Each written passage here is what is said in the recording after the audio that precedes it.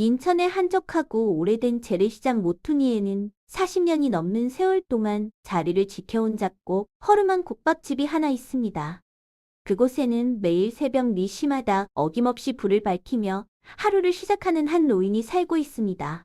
이 노인의 이름은 김정숙 할머니로 시장 사람들은 그녀를 모두의 어머니라고 불렀습니다.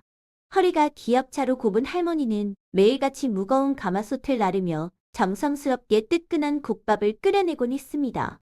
할머니의 국밥은 단돈 2,000원으로 주변의 가난한 노숙자들이나 돈이 없는 고학생들에게는 가뭄의 단비와도 같은 존재였습니다.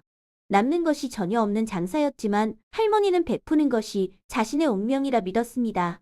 시간은 흘러 2004년에 유난히도 매서운 한파가 몰아치던 겨울날이었습니다. 낡은 미닫이 문이 열리며 얇은 교복 한 장만 걸친 채 온몸을 벌벌 떨고 있는 한 고등학생 소년이 가게 안으로 들어섰습니다. 소년의 얼굴에는 군데군데 멍 자국이 가득했고 신발도 없이 낡은 슬리퍼를 신은 발은 이미 새파랗게 얼어붙어 있었습니다. 소년은 주머니 속에서 먼지 묻은 500원짜리 동전 한 개를 꺼내며 고개를 숙였습니다. 단돈 500원으로는 국밥 반 그릇도 살 수 없는 돈이었지만 할머니는 아무런 말 없이 소년의 얼어붙은 손을 꼭 쥐어주었습니다. 그리고는 커다란 대접이 넘치도록 고기와 밥을 가득 담아 소년의 앞에 놓아주었습니다. 소년은 숟가락을 들 힘도 없는지 한참을 망설이다가 뜨거운 국물을 한 모금 마시기 시작했습니다. 이내 참았던 눈물이 왈칵 쏟아지며 소년은 소리도 내지 못한 채 눈물 반, 국밥 반을 삼켜내기 시작했습니다. 할머니는 멀찍이 떨어져 앉아 소년이 체하지 않도록 따뜻한 보리차를 따라주며 인자한 미소로 소년을 바라보았습니다. 할머니는 소년에게 돈 걱정은 하지 말고 언제든 배가 고프면 이곳으로 오라고 말했습니다. 그날 이후 소년은 매일 저녁마다 할머니의 가게를 찾았습니다. 할머니는 소년이 올 때마다 항상 가장 좋은 고기 부위를 아낌없이 얹어주었고 소년은 할머니의 따뜻한 정성 덕분에 혹독한 겨울을 버텨낼 수 있었습니다. 하지만 이듬해 봄이 찾아왔을 때 소년은 더 이상 가게에 나타나지 않았습니다. 할머니는 소년이 남겨두고 반 낡은 수첩 속에서 반드시 성공해서 할머니의 은혜를 만배로 갚겠다는 짧은 낙서만을 발견할 뿐이었습니다. 그로부터 22년이라는 기나긴 세월이 흘렀습니다. 2026년의 봄, 정숙 할머니가 평생을 바쳐 지켜온 재래시장에 거대 대기업의 자본을 앞세운 대규모 재개발의 칼바람이 불어닥치기 시작했습니다. 악덕 개발업자들은 할머니에게 터무니없는 보상금을 제시하며 당장 가게를 비우라고 협박했습니다. 할머니가 이를 거부하자 그들은 용역 깡패들을 동원하여 할머니의 유일한 삶의 터전을 무자비하게 부수기 시작했습니다. 밀쳐지는 과정에서 바닥에 거칠게 넘어지며 머리를 부딪힌 할머니는 극심한 통증과 스트레스를 이기지 못하고 그 자리에서 의식을 잃고 쓰러졌습니다. 시장 상인들의 비명 속에서 할머니는 구급차에 실려가고 말았습니다. 할머니가 이송된 곳은 국내에서 가장 규모가 큰 대형 대학병원이었습니다.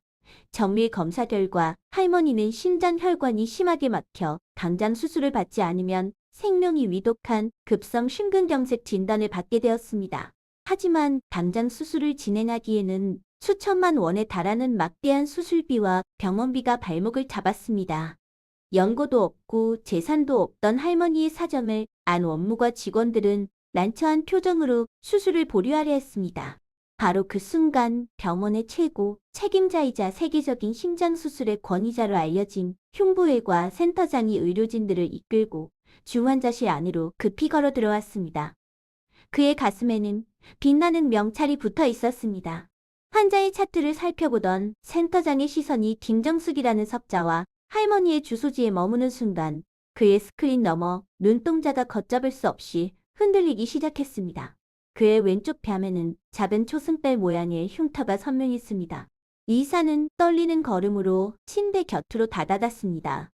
그리고 산소 마스크를 쓴 채 가쁘게 숨을 몰아쉬는 노인의 얼굴과 평생의 고단함이 그대로 묻어나는 거칠고 흉터 많은 손을 확인하는 순간 참았던 숨을 들이켰습니다. 그는 바로 22년 전 주머니 속 500원짜리 동전 한 개로 할머니에게 목숨 같은 국밥을 얻어먹었던 바로 그 고등학생 소년, 민우였습니다. 소년은 할머니의 사랑 덕분에 절망을 딛고 의사가 되었던 것입니다. 민우는 원무과 직원들을 향해 이 환자의 모든 수술비와 앞으로 발생할 치료비 전액을 자신의 개인 자산으로 지불하겠다고 선언했습니다. 그리고는 즉시 최고의 수술팀을 소집하여 직접 수술실로 향했습니다. 붉은 수술실의 경고등이 켜지고 민우는 생애에 가장 긴장된 마음으로 수술대에 올랐습니다. 오직 자신을 살려준 은인을 구해야 한다는 일념 하나로 그의 손끝은 세밀하게 움직이기 시작했습니다. 수술은 대여섯 시간이 넘도록 이어졌고 병원 복도에는 소식을 듣고 달려온 재래시장 상인들이 발을 동동 구르며 기도를 올리고 있었습니다. 모두가 한마음으로 할머니의 무사 귀환을 바라는 순간이었습니다. 수술 도중 할머니의 혈압이 급격히 떨어지며 심정지 위기가 찾아오는 긴박한 상황이 발생했습니다. 하지만 민우는 평정심을 잃지 않고 수년간 쌓아온 정교한 기술로 완벽하게 위기를 극복해냈습니다. 마침내 수술실의 초록색 불빛이 꺼지고 민우가 피로가 가득한 얼굴로 걸어 나왔습니다. 수술이 성공적으로 끝났다는 그의 한마디의 복도는 이내 안도의 눈물바다로 변해버렸습니다. 다음 날 아침 따스한 햇살이 중환자실 창가로 스며들 때 할머니는 서서히 무거운 눈꺼풀을 들어 올렸습니다. 사방에 울리는 기계음 속에서 할머니는 자신이 살아있음을 직감했습니다. 의사 가운을 입은 민우가 소리 없이 병실 안으로 걸어 들어왔습니다. 할머니는 자신을 살려준 훌륭한 의사를 바라보며 그저 감사한 마음에 연신 고개를 가볍게 끄덕일 뿐이었습니다. 민우는 할머니의 침대 곁으로 바짝 다가앉으며 자신의 가운에 달린 마스크를 벗었습니다. 그리고 왼쪽 뺨에 선명하게 남아있는 초승달 모양의 흉터를 할머니에게 조용히 보여주었습니다. 그 흉터를 본 할머니의 두 눈이 믿기지 않는다는 듯 커졌고 이내 22년 전 교복을 입고 울던 그 가난한 소년임을 알아차렸습니다. 할머니의 마른 손을 잡은 민우의 눈에서 눈물이 흘러내렸습니다. 민우는 할머니에게 자신이 바로 그날 밤 500원을 내고 국밥을 먹었던 소년이라며 할머니의 따뜻한 국밥 한 그릇이 오늘의 자신을 만들었다고 고개를 숙여 깊은 감사를 전했습니다.